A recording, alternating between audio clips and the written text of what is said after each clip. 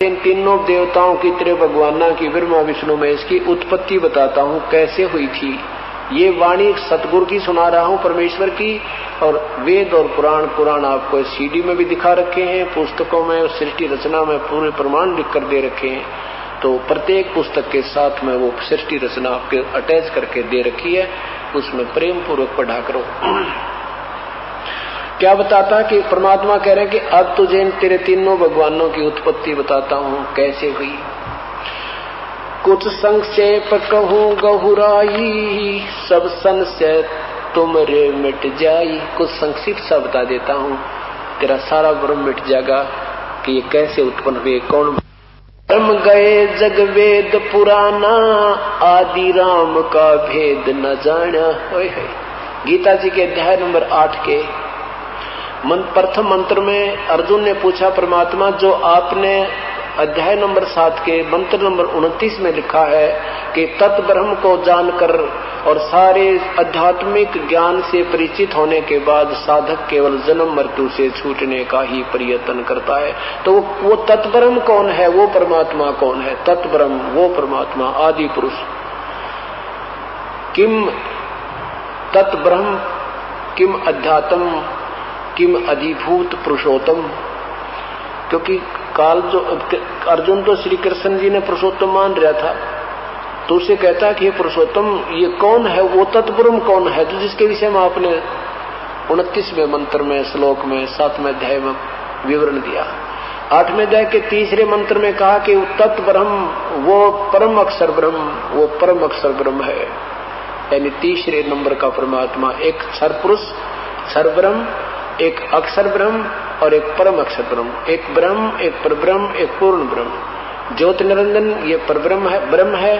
और अक्षर पुरुष जो अंडे से उत्पन्न, उसमें पानी में सो गया था, अचिंत की सबद शक्ति से उत्पन्न हुआ था, वो परब्रह्म कहलाता है, उसको अक्षर पुरुष कहते हैं। और ये परम अक्षर ब्रह्म 8वें अध्याय के 3रे मंत्र में बताया है कि वो परम अक्षर ब्रह्म है। और फिर 5वें मंत्र में कहा कि मेरी भक्ति कर मुझे ही प्राप्त होगा, तू चिंता मत कर, किसी मुझे ही मिलेगा। और 8वें अध्याय के 6ठे श्लोक में लिखा है कि ये नियम है कि अंत समय में जो भी जिस परमात्मा की साधना करता हुआ प्राण त्याग कर जाता है उसी को प्राप्त होता है। 8वें अध्याय के 7वें श्लोक में लिखा है कि तू मेरी भक्ति भी कर और युद्ध भी कर, इस कारण से तू मुझे ही प्राप्त होगा। फिर 8वें अध्याय के 8, 9, 10 श्लोक में क्लियर कर दिया कि यदि कोई साधक उस आदि पुरुष परमेश्वर की भक्ति करता है और अंत समय में अपनी साधना करता हुआ प्राण त्याग जाता है, उसी परमेश्वर को प्राप्त होता है। तो यहां भी बताते हैं, ब्रह्म गए जग वेद पुराना, आदि राम का भेद न जाना। आदि राम सबसे पहले वाला प्रभु, सबसे पहले वाले परमेश्वर, यानी वो आदि पुरुष परमेश्वर की बारे में कोई भी नहीं जानता। ये सब भुला रखे हैं, काल ने उलझा रखे हैं, सब विचलित कर रखे हैं, ये भूल गए भगवान को। राम राम सब जगत बखाने, आदि राम को बिरला। अब कहते हैं, परमात्मा कह रहे हैं कि जो ज्ञान मैं तुझे सुनाऊंगा ये सृष्टि रचना का, कि जो समझदार बुद्धिजीवी लोग होंगे तो तुरंत स्वीकार करेंगे भाई सत्य है। और बुद्धू कहके में समझ में आवे कोई ना, क्योंकि उसको ज्ञान ने कोई नहीं कहेगा। तो कहते हैं, ज्ञानी सुने सो हृदय लगाई, मूर्ख सुने तो गम ना पाई। मूर्ख सुनेगा उसकी समझ में कोई नहीं आवे, और बुद्धिजीवी लोग होंगे तुरंत समझ जाएंगे। जो शास्त्र प्रमाण दे रहे हैं, पुराणों में यही प्रमाण है, और भगवान ही और 600 साल पहले कह के जा रहे जो आज प्रमाणित हो गया, तो कसर कौन सी रहेगी कि भगवान कौन है। कहते हैं, ज्ञानी सुने सो हृदय लगाई, मूर्ख सुने तो गम ना पाई। क्या बताऊंगा कि इस जो मैं अब कहने जा रहा हूं इसके विषय में मूर्ख का ना समझ में आवे, और समझदार समझ जाएंगे, क्योंकि वो प्रमाण भी साथ में मिल रही है। क्या बताते हैं, माँ अष्टंगी पिता निरंजन, ये जमदारुण वंशन अंजन, पहले कीन निरंजन राई, पीछे से माया उपजाई। इनकी माँ तो अष्टंगी है, यह दुर्गा है, शेरा वाली है, ब्रह्मा विष्णु महेश की, और पिता इनका यो ज्योति निरंजन है। माँ अष्टंगी पिता निरंजन, ये जम दारुण वंशन अंजन, पहले कीन निरंजन राई, पीछे से माया उपजाई। पहले ये ज्योत निरंजन अंडे में उत्पन्न किया और पीछे से दुर्गा की उत्पत्ति की। ये जिस आत्मा ने सबसे पहले स्वीकृति दी थी काल के संग आने की, उसको मालिक ने यह प्रकृति बनाई थी। आज वही बता रहे हैं अपने द्वारा सृष्टि रची हुई की, ज्यों की तो कथा बता रहे। माया रूप देख अति शोभा, देव निरंजन तन मन लोगा। लड़की का सुंदर शरीर देखकर निरंजन भगवान देव निरंजन का मन में खोट आया।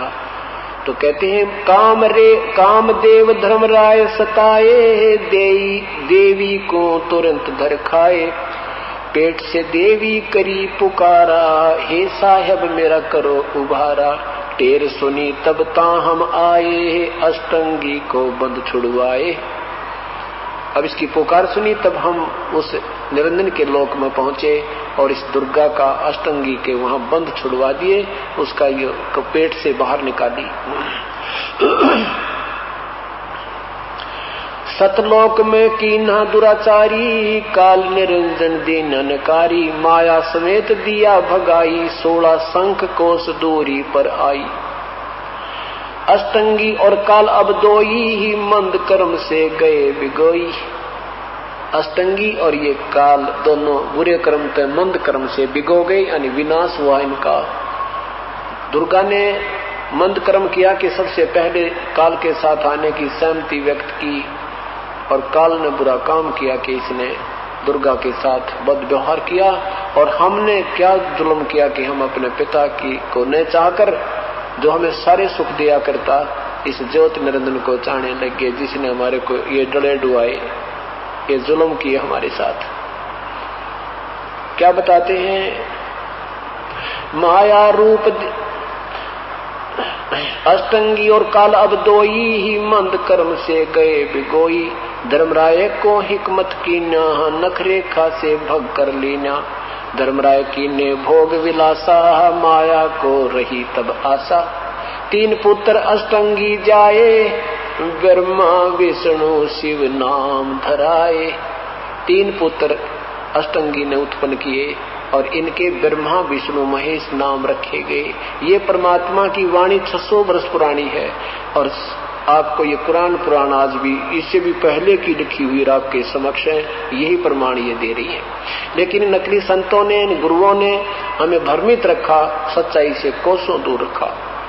भूत पुजवा के भूत बनाए, पितर पुजवा के पितर बनवाए, अरे श्राद्ध खा खा के मोटे मोटे पेट बना लिए। आप भी गधे बने और हमारे पूर्वज भी नरक में ठोक दिए नकम्या ने, केवल स्वार्थवश अज्ञानता के कारण।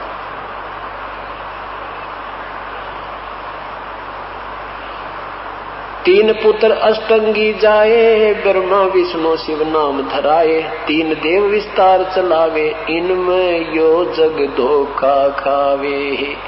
ये तीनों देवता यहाँ काल का ढमढमा रोक रहे हैं और इन्हीं के ऊपर आसक्त होकर के ये भोली आत्मा धोखा खा रही है।